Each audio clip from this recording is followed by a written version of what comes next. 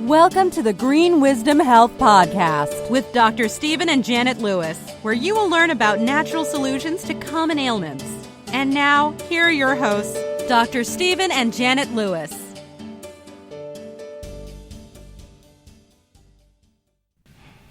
Hello, and welcome to this week's edition of the Green Wisdom Health Show. I'm Janet Lewis. And I'm Dr. Lewis.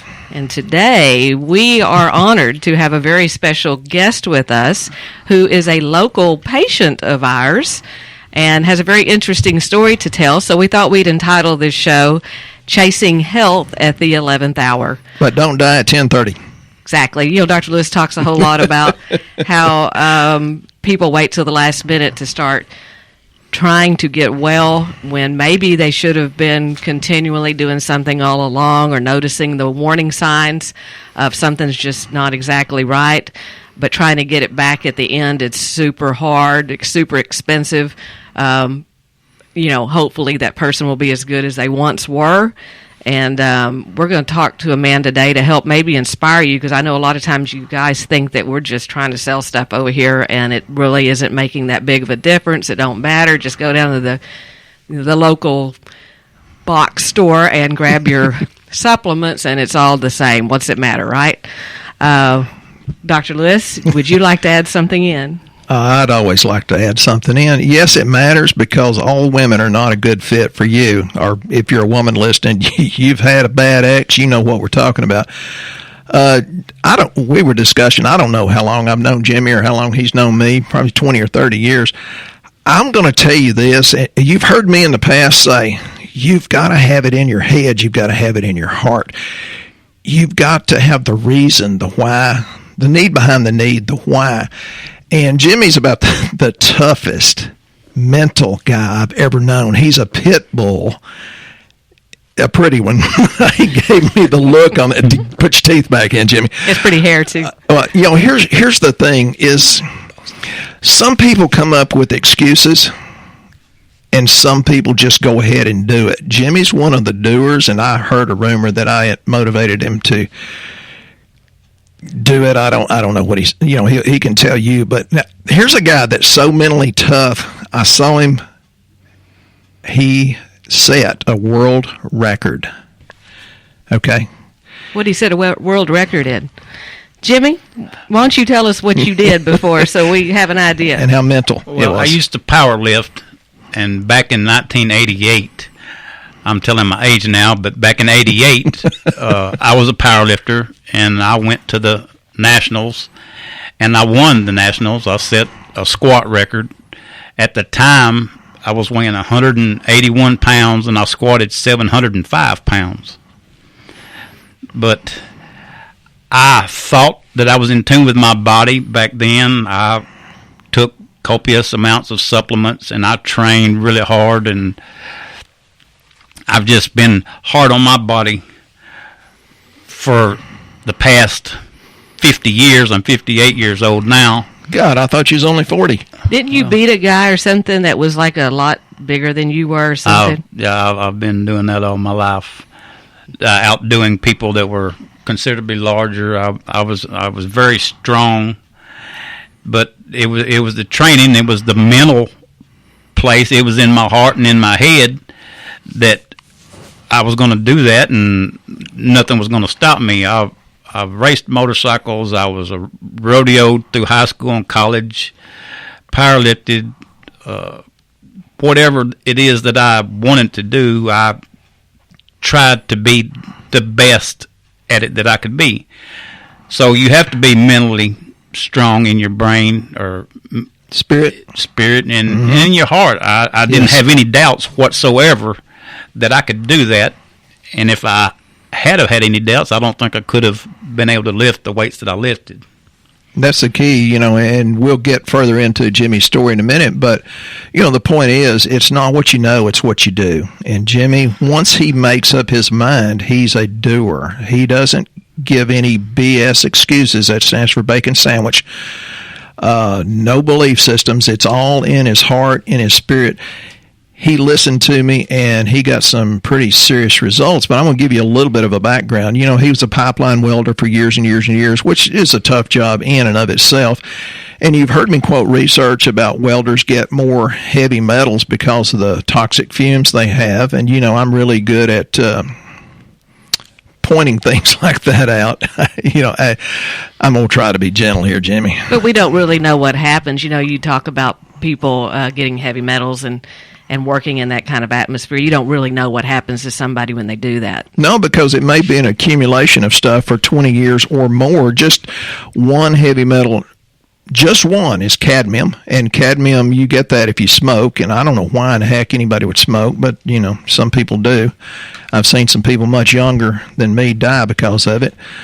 And it has a half-life of about 25 years. And cadmium's one of the potential heavy metals, you know, when you're a welder, and you have to take a lot of good nutrients in order to displace that, zinc being the main one, but there's other ones like manganese and magnesium, calcium to some degree, and it lowers, it messes with your enzymes, and that's why you end up with prostate cancer and, you know, a lot of other things, and brain dysfunction. And as Jimmy tells his story, I'm going to throw in a little research, but tell us when you realized it was a big deal. Well, and I'd like him to go back to, did you always just think you were healthy and you just didn't take any kind of supplements, or did you always try to take care of things, or how did you know that what happened to you was going to be different this time than what you'd previously been through? Because he used to be 10 foot tall and bulletproof. And I know he saw us several times. When I was lifting, I took copious amounts of supplements and thought that I was had a good diet for what I was doing, and felt like I was very in tune with my body. When I quit powerlifting, I just went back to being a working everyday average Joe, and was just living life like everybody else does. Now that I look back, a lot of hindsight, I feel like maybe I was running through life with some blinders on, wasn't really aware of what was going, thought that I was just one day to the next like everybody else does, get up in the morning, go to work, come home, spend time with the family, and do it all over again the next day. I wasn't really paying attention to signs over the years that maybe something's going wrong here, and then I just... What kind of signs? Do you recall? What kind of signs? Falling off the RV. Well, that was later, but I know what... I fell off an RV off the top of it, but to progress through the years, I was diagnosed 3 years ago with an autoimmune disorder. They call it MG. It stands for myasthenia gravis. And what that entails is the link from my brain to my muscles. The signal is lost. The doctors say it could be caused from numerous things. Number one, heavy metals, all the toxic smokes that I have been breathing for the past 35 to 40 years. Working in a very stressful situation, high cortisol levels and all this. But I was diagnosed with it, and... What did it do to you? What kind of... It's a severe muscle fatigue, and at the time I could be walking across the front yard and my muscles would just give out and I would wilt to the ground. I'd have to lay there for a period of time, let my body reboot, then I could get up and carry on. At that time, I couldn't lift anything heavy anymore. The strenuous activity was pretty much canceled out. I couldn't get real hot, couldn't get real cold, and it was just...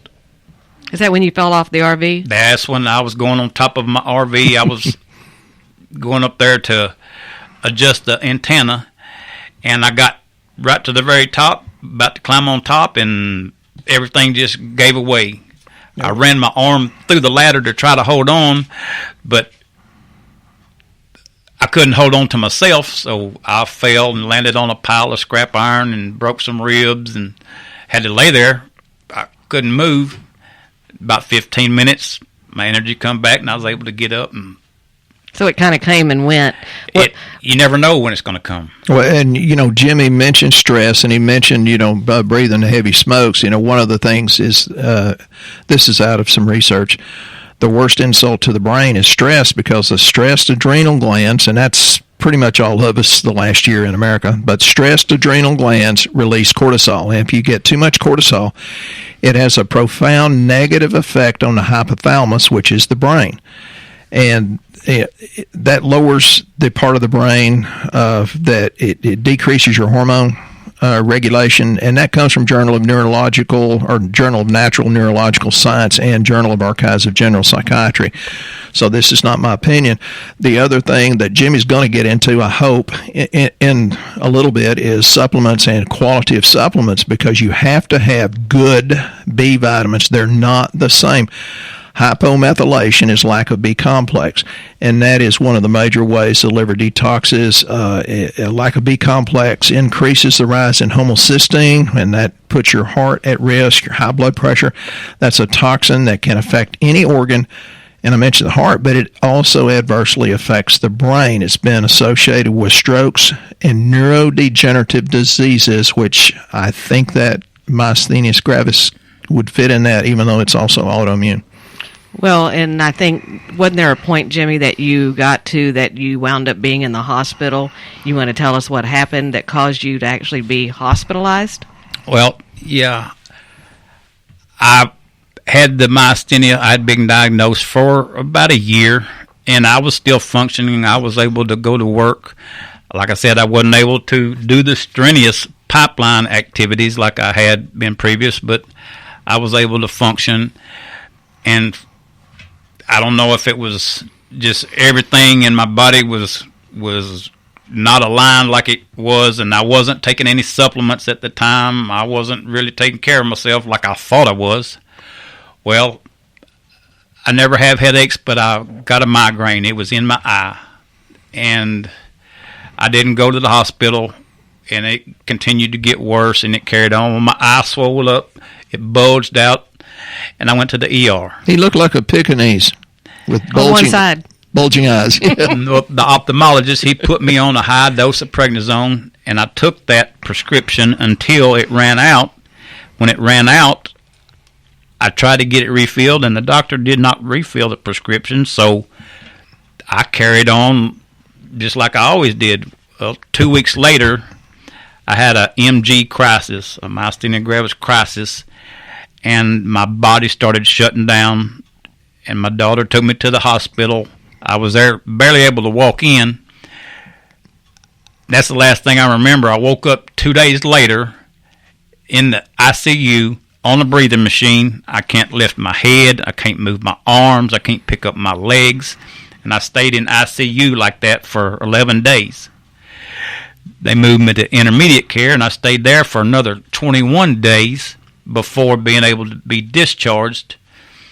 When they discharged me, all that I could do was sit up in the bed, and they helped me in a wheelchair, rolled me out, took me home, and I'm basically an invalid. I can't hardly stand. I definitely can't hardly walk, but I go home, and that has been about a year and a half now. But we've seen him get better. Well, what happened? I mean, I think that's when he decided that there was no way he was going to help him except maybe Dr. Lewis, right? I mean, is that kind of what... And it's not that I'm great, because, as I said, Jimmy's kind of a pit bull, and there's a thing out of Joshua, out of the Bible, says, be bold, be brave, be courageous. I've never seen a man more courageous than Jimmy. Well, and I think that, and that's what I want Jimmy to say. I mean, what made you think you needed to come down here at that point? Because, I mean, we were on rock bottom, apparently. I was there, and severe depression comes along with this. I tried to tell myself that I wasn't depressed. Come to find out I really was, but I told myself I wasn't, because of all the kids at the Shriners and the Wounded Warriors and all that. Somebody's got it worse than me is what I kept telling myself. But when you can't move, and I've always been on top of the world, did whatever I wanted to do, whenever I wanted to do it. and that's just, I've been invincible for 58 years, 55, and this has all of a sudden come about, and all the synthetic medications and all of that at the hospital, I wasn't really getting a whole lot out of that. I was just surviving. And they're really good for rescue, Jimmy or I. We're not saying we're anti-medical because they'll save your bacon, but to achieve good health comes from within, above, down, inside, out, which means from God down and inside your body and outside to show health. Well, that's what it sounds like. It's like they were done. They done all they could for Jimmy, basically, at that point, and then he was just kind of wondering. So at what point did you decide maybe Dr. Lewis could help you? Was that when you couldn't move? Well, I always felt like he could help me. I just, after I had went through all of that, I had a lot of time to think. I'm sitting at the house, not able to go anywhere, not able to do anything. So my mind, it was running away with me, going through every scenario that I could think of. And a lot of the things that I had overlooked over the years started making sense with my diagnosis of myasthenia. I remember a year before I was diagnosed, I started having twitching in my hands. My muscles was going through spasms. And I just overlooked it. I blew it off as saying, oh, I'm tired or this, that, and the other. Well, come to find out, that was some of the early warning signs. So your body does give you early warning signs. I've always said this, the writing's on the wall. You can either read it, choose to read it or not, and you can ignore it, but it doesn't change the fact that it's there. You just got to be in tune with your body. And then I thought it was an interesting thing you told me the other day, and I don't even know if Dr. Lewis has heard this, but basically Jimmy could not get around, and he had his daughter bringing him down here at some points, and Dr. Lewis was giving him chiropractic care. And Jimmy told me, which I'm going to let you tell because I'm sure I don't remember the way you said it, that Dr. Lewis said something to you that really got you thinking about what you had been and where you'd been with how strong your mind was in the past. Do you remember that conversation? Well, I mean, he's commented several times over the years that that I was just mentally strong and tough, and I agree with him, but I had kind of fallen into a lackadaisical state of mind, and I refused, after I got my head screwed on right, I refused to believe that my life was going to be that way from now on. Not being able to I could just barely walk to my mailbox. My mailbox ain't but 30 yards away from the front door. Going from doing anything you want, whenever, wherever, to not being able to walk to the mailbox, I wasn't going to live like that. So nobody else is going to do it but me. It's up to me to take care of myself, and that's when I decided to get back on the path that Dr. Lewis provides with his supplements, and it's all the rave, in my opinion. if he told me to follow him through the darkness, that's what I'm going to do. Oh, wow. Well, great. I got some good welding projects. Come on out to the house. Like a spook house. A lot of people are scared of a spook house. And I can stand there at the door and say, look, I'll go through here with you. You might be scared, but I will lead you through here. And that's basically the position that Dr. Lewis has taken with me, and I'll follow him. And he does that with a lot of people. That's why we call him the hand holder on many things, because that's what he does. He's good at inspiring, and he's good at helping, and he's good at listening and guiding. Huh? I know, except to his wife, but others. But so, Dr. Lewis, so you saw Jimmy. I know you were doing the chiropractic stuff. What did you do with him that made him start realizing that maybe, did you talk to him about diet? Did you talk to him about supplements? What kind of supplements? Because I know he was taking some supplements. Yeah, anybody that's listened to me, I have to say things in a manner that makes you think, and some people think I'm really, really funny. Other people think I'm really offensive. And I say, yeah, you're taking supplements. Geez, I had a horrible relationship one time, but I didn't think all women were like that. There's good and there's bad, and maybe they're not horrible. Maybe it just wasn't a good fit. And I say, it's different. You have to have the right quality. And then I'd relate it to something like, have you ever seen a $15 an hour weld, or have you seen a $45 an hour weld? And he said, oh, yeah, some people are very, very talented, and which I knew he was. He's a perfectionist, and that's why when he works on a pipeline, I don't worry about it leaking. But, yeah, it's like I said something that Janet would censor, so I tried to get his head So was straight. Jimmy, were you taking other products? Is that what happened? Yes, my neurologist put me on a couple of different supplements, and not being able to work, not having income, I followed her advice, but I was purchasing these supplements from a chain store. Oh, thank you. You censored that very nicely. And I was taking large, copious amounts. My neurologist said when this COVID thing come out last year, she said, your immune system is diminished greatly from these drugs that we have you on, so you need to take these supplements to try to help you combat that. Well, like I said, I was taking large amounts. I never came down with COVID, but I never felt like I thought I needed to be feeling. I ended up borrowing some money from a friend, and I came to Dr. Lewis and said, these are what I'm taking. Can I get your supplements in your form versus what I'm getting over here? And because I started back on the path again. I knew this was the right path. I just hadn't been on it. Because you thought our supplements were so much more expensive. I know that your supplements are better. I've took them for years. At one time, my thyroid had quit working. I took y'all's thyroid supplement for a year and a half or so. When I went back in the hospital with this crisis, they run blood work on me, and I said, well, check my thyroid. They said, well, there's nothing wrong with your thyroid. Your thyroid's working. I said, no, it had quit working. They said, Jimmy, your thyroid's fine. You're working. It's working again. Obviously, something. Isn't that funny that the power of God in your body, if it has something to work with, it can actually heal and get better and better and better?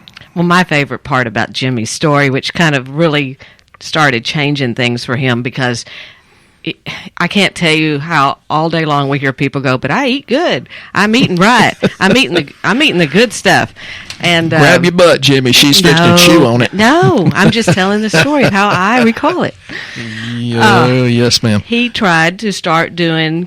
He was doing keto, right? Is that what you started? I started a strict keto diet that I thought was keto. I was a beginner.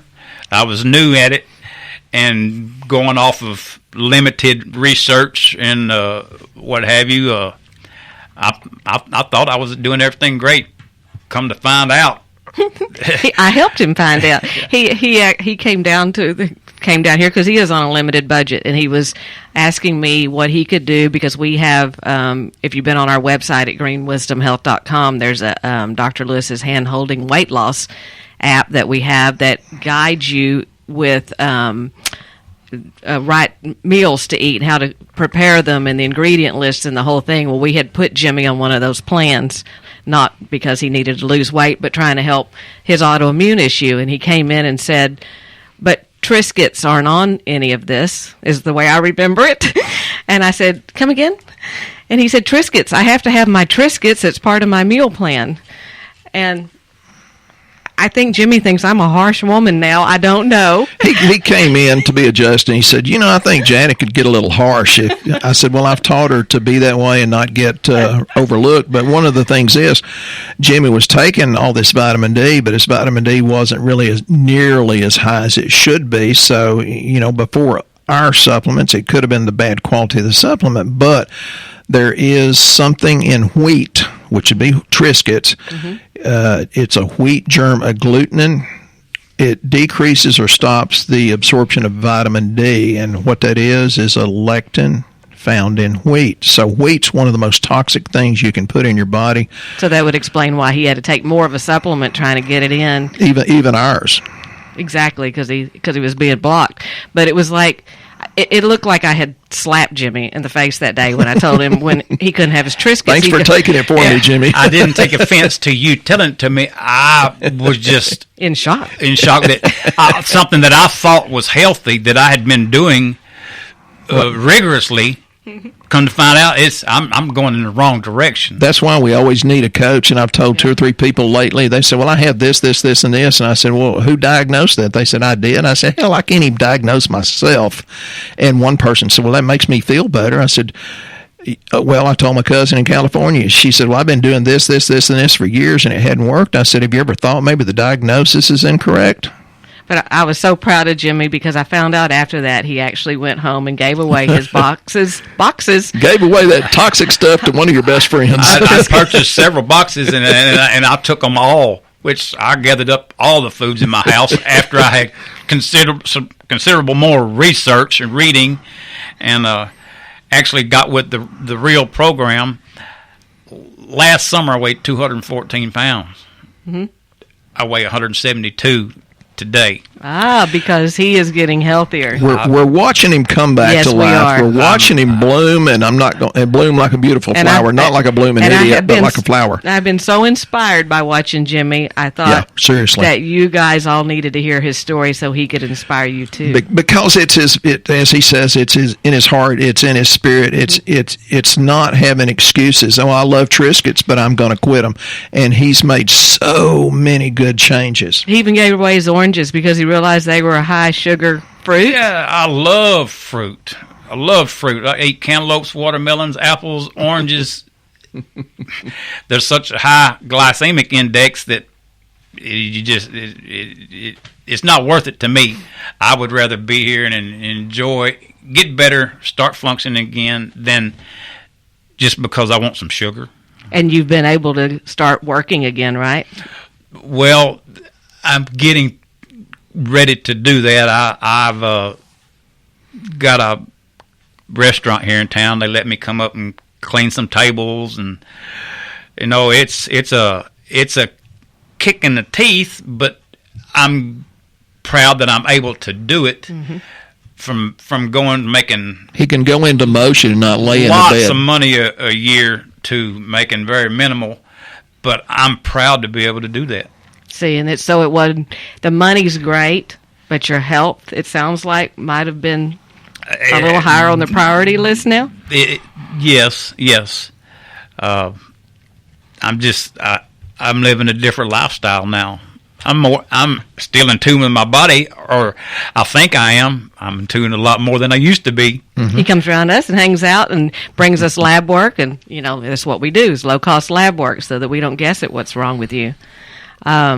Jimmy, thank you for sharing that with us. Thank you for hopefully inspiring someone else to take a first step, because there's many out there like you that think they're invincible. It's not going to happen to them. They're great. They make a lot of money.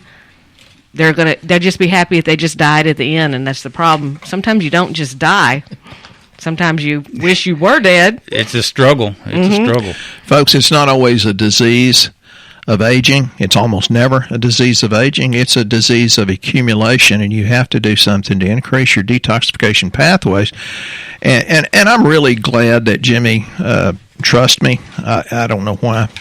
One time I got lucky and made him feel better. But, we put him on Methyl Supreme, and I take that every day. Janet can tell you the day I don't take it. By 3 o'clock, she knows. And it's super high amounts of B12, but it's the good B12. And I see a lot of famous doctors that put B12, it'll say B12 or it'll say cyanocobalamin on their famous named brands. It's not absorbable, but ours is. And then it has the B6, which helps the neurotransmitters cross the blood-brain barrier to make you feel really good, 10 foot tall and bulletproof rather than stressed and depressed.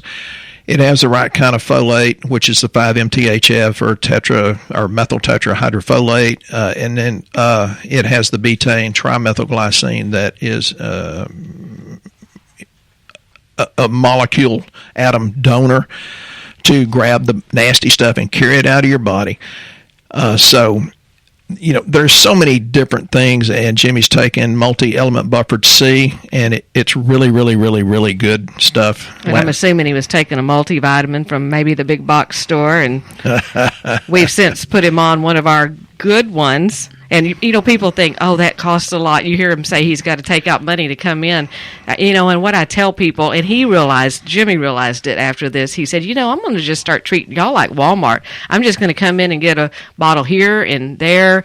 And when I run out, instead of waiting for them all to run out where it's super costly. And that's, I think, what happens to people. They think they got to get them all at once. But I've seen people that bring in multivitamins from a relatively good store, and it costs $60 instead of a third of that. Ours are not more expensive, they're higher quality. Remember, Dr. Lewis has to have an active license to buy these products, something you will not find in your big box store.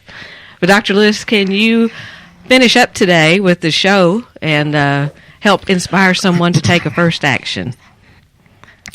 Yeah, we get a lot of good emails, people that encourage me, which keeps me going. I'm very thankful that Jimmy's local. He comes in and gives me inspiration. He does more for me than he knows.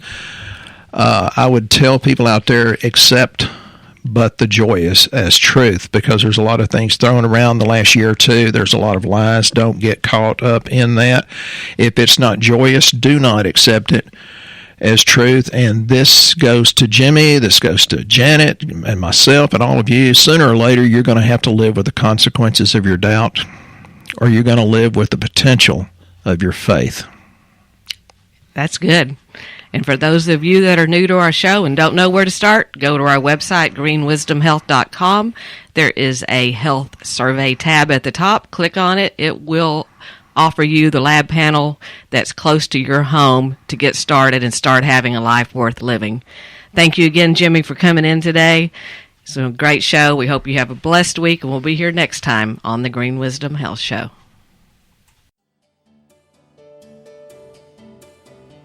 Once again, our show has come to an end, but your hope in your health is only beginning.